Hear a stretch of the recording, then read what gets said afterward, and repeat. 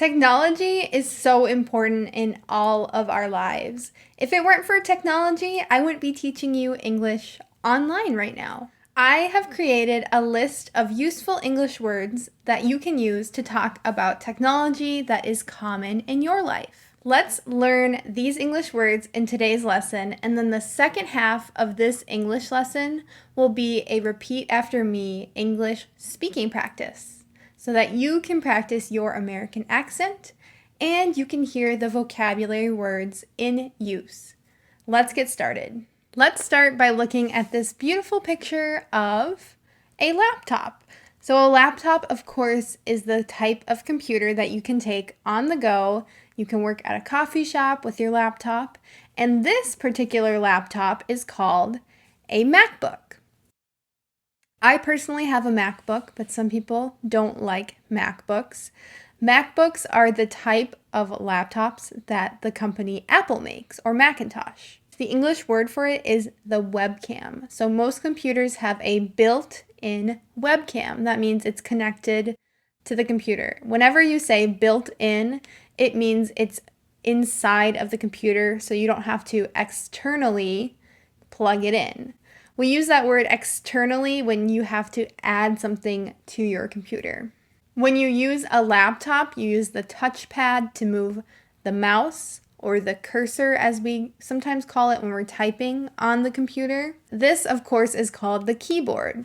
The keyboard is where you can type your words on the computer. One important key on the keyboard is the space, or also known as the space bar. So whenever you make a space in between words, you hit the space bar. The next setup that we'll look at, so we call, the way that your computer is on your desk a setup. If you have different accessories like microphones and webcams and things like that connected to your computer, all of it is called the setup. Right now, gaming online and streaming your games is very popular. Let me know in the comments if you are a gamer and you stream online, or if you watch Twitch or YouTube or whatever. But these gamer setups have a lot of different things connected to the computer. Let's look at some of the vocabulary words that will be useful for this setup. First, we're not looking at a MacBook anymore. We're not looking at an Apple computer, so we often call these types of computers that are Microsoft or other brands a PC. And PC just stands for personal computer. In English, if you want to just say that you don't have an Apple computer, you call it a PC. This particular PC is not a laptop, it's a desktop. A desktop computer is one that sits on top of your desk. You cannot take it to go like a laptop. So it's just a different model name of computer in English. I'm wondering how many of these words are new to you. Do you use these words in your first language, or do you only use them when you're speaking English? Let me know in the comments as well. I'm really curious. I was talking about external accessories for your computer, and here is the webcam. On this desktop computer, they had to connect a webcam. So maybe they're on Skype or they're on Zoom calls and they're using that webcam, or they're just streaming online using that webcam. So cameras that are built specifically to be used online are called webcams, and a cam is short for camera, but we don't often use that word to abbreviate camera. Now, the part that's like the TV, the screen for your computer, the English word for it is a monitor. Monitor. You can also use this word as a verb. You can monitor someone. This means that you're watching what they're doing. This type of screen is called a monitor, and it's the type of screen that we use to connect to computers. Now, if you have two monitors on your computer, connected to your computer, you can say that you have dual monitors. And I've even seen 4 or 5 monitor setups online. They're crazy. But dual monitors are really common for gamers or for people who are working in finance and need to see lots of different spreadsheets on their dual monitors. Next, of course, you need to know these words. You have the mouse. This is a mouse. I have a mouse that is connected by Bluetooth, but not a cord. And sometimes we need a mouse pad so that our mouse slides around really nice. So you have the mouse, which is this device, and the mouse pad that it sits on top of. One important thing that's really important for these setups, these big computer setups, especially if you're working from home, is to have an Ethernet cord. An Ethernet cord is the name for the cord that plugs directly into the internet, so you're not working on Wi-Fi. It can often be quicker for your internet to work on an Ethernet cord. This next set of vocabulary words will be especially useful if you have an iPhone, but they definitely are useful for other phones as well, and just to know in general. So we're looking at an iPhone screen. If you have an iPhone screen, you'll notice that it shows usually what type of network you have. When we talk about what network you have, we're usually talking about what cellular network you're on. So in the United States, some of the most popular ones are AT&T, Verizon, T-Mobile, Cricket. There's other ones as well. On this phone, it says T-Mobile. That's the network, or that's the cellular service that they have. When you are at home, you usually have an internet provider, and there's tons of internet providers in the United States. So that's what we're talking about when we use these words. Next, you always want to know your battery percentage on the phone. So what amount of battery you have left is called the battery percentage. When we talk about how our phone or our device's battery can last, we say our battery life. So usually when you have a device like a tablet, a computer, or a cell phone for a long time, the battery life gets poor. Battery life will not be as good the longer you have a device. So the battery will not last as long. When we talk about batteries with phones, in English at least, we talk about it as if it were a person. It's either dead or alive. Our phones also can connect to Wi-Fi, as well as our computers and our tablets and our televisions. And Wi-Fi is the most popular way that usually you connect to internet. But as I said before, if you want to wire in using a cord, using an Ethernet cord, usually the connection is faster to the internet. So usually you're on Wi-Fi if you're on your phone, and if you're on your computer, you might wire in and use an Ethernet cord. This is the Bluetooth. Don't ask me why it's called the Bluetooth. I've always thought that that's a really strange term, but when you connect to something without a cord, you can use the Bluetooth technology to do it. And that symbol on the iPhone, the word for it is Bluetooth. The most popular way that I use Bluetooth is to connect to my headphones. Right here. If you have AirPods, they are Bluetooth headphones and they connect using Bluetooth. That's how we say it in English. On your phone, usually you have a night mode. Sometimes in English, we call this do not disturb. I think that this term comes from when you stay in a hotel. There used to be a sign that you can put on the door handle that says do not disturb. So in the morning, housekeeping knows that you are sleeping in and they are not to disturb you. We use this phrase for other things as well. You can say do not disturb me right now while I'm working. Or you can turn your phone on do not disturb mode, which means that calls and text messages will not give you any sort of notifications while you're working or sleeping. We often refer to how bright our phone is. You can adjust the brightness setting. And I personally don't like my phone super bright, so I usually have this turned down pretty far. The opposite of having a bright phone is to have a dim phone. So if you want to turn down the brightness, you could tell someone to dim the phone or dim the brightness.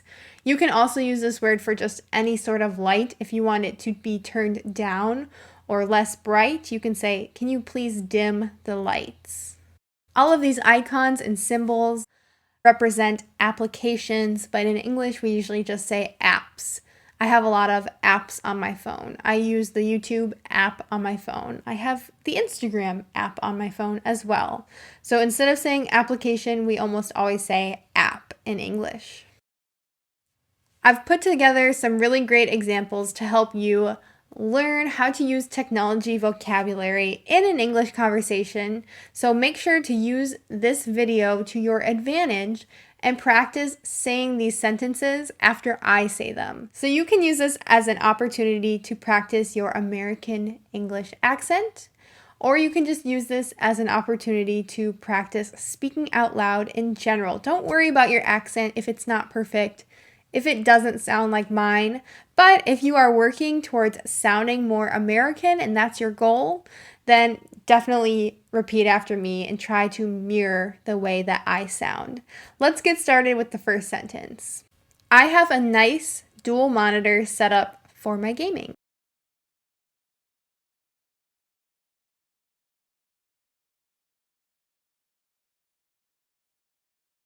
I have a nice dual monitor set up for my gaming.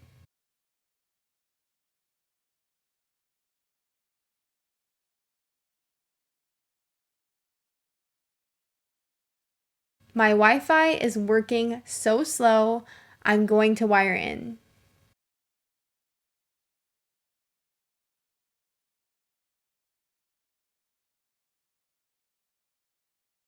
My Wi-Fi is working so slow, I'm going to wire in.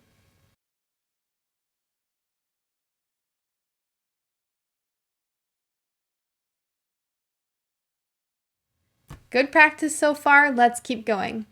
I brought my MacBook so that I can work on my essay that is due soon.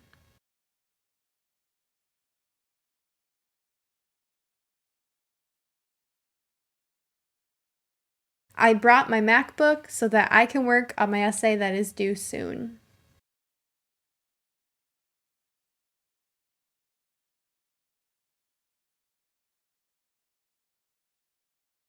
I prefer Macs over PCs. My MacBook is so simple to use.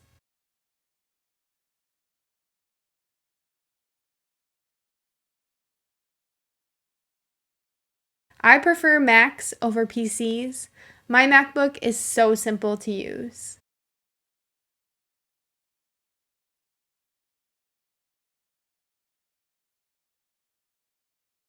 Do you get cell service here?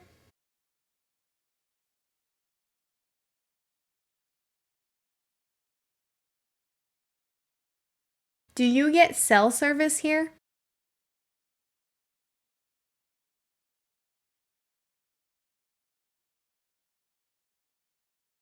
I turn my phone on Do Not Disturb every night.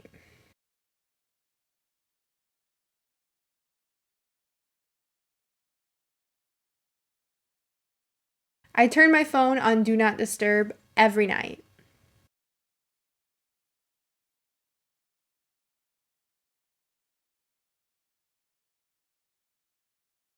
Could you turn the brightness down on the screen?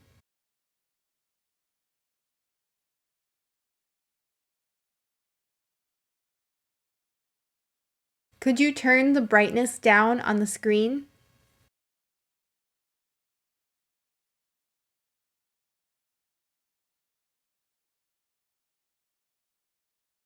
My new webcam streams in 4K.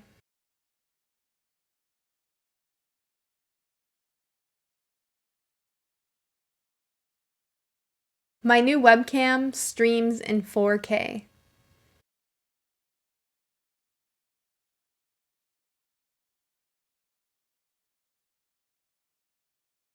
I need to get a new phone. Mine is so out of date.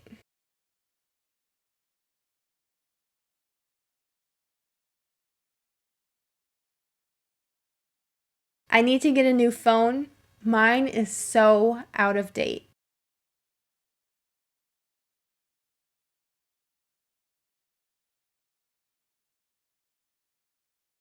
I got a brand new tablet to watch Netflix on.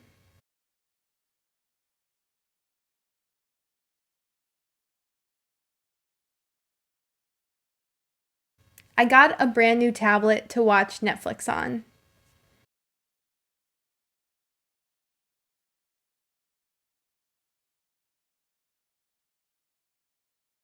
I need to get a new charging cord for my phone.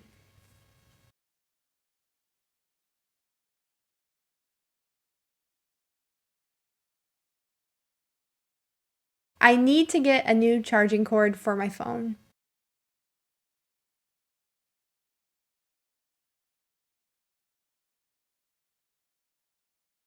Ugh, I tried to text my boss to tell them that I was late, but my battery died.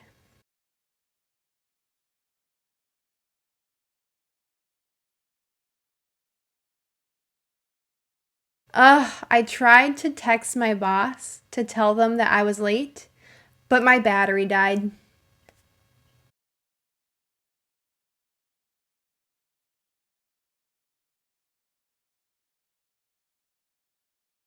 How do you listen to your music, with Bluetooth headphones or wired?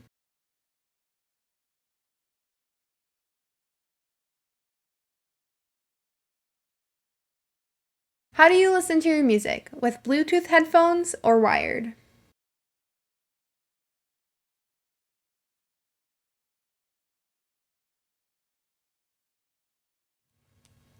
Great speaking practice with me today, friends. Thank you so much for watching this English lesson with me. My name's Kayla. Feel free to do that speaking practice again and again. I think it helps to hear native English speakers say a sentence and try to repeat it when you're learning a language. So I hope that this practice was very valuable to you and that these technology words will help you understand native speakers and it will help you talk about the common pieces of technology in your life.